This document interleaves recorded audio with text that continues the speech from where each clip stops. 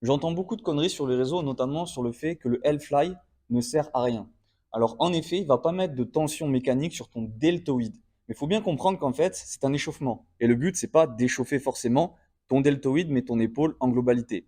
Et dans l'épaule, ce que tu vas avoir, ça va être la coiffe des rotateurs. Donc, rotateur interne et rotateur externe. Et cet exercice va être particulièrement intéressant, justement, pour les échauffer. Je t'explique. Donc, dans le L-Fly, tu vas faire une rotation externe, une rotation interne. Donc pas de tension sur tes deltoïdes, mais justement sur la coiffe des rotateurs. Ce qui va se passer, c'est que tu vas fixer ton coude comme en fait une rotation externe classique que tu peux faire à la poulie. En fait, ton biceps va travailler en isométrie, ok, certes, et ensuite tu vas devoir freiner pour revenir.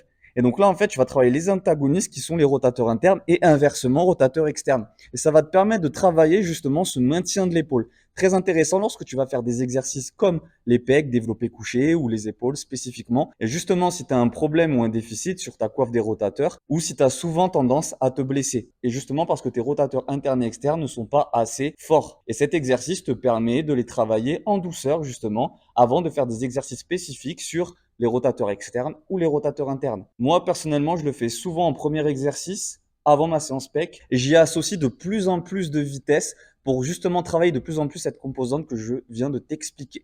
Donc voilà, de plus en plus, tu vas y mettre de la vitesse et ouvrir les bras en gardant les coudes fixés. Et comme tu peux le voir, tu as aussi les pecs qui rentrent en jeu. Et justement, ça en fait un exercice parfait pour le faire avant une séance pec ou épaule. Sur ce, je te laisse, on se retrouve pour de nouveaux conseils. Ciao!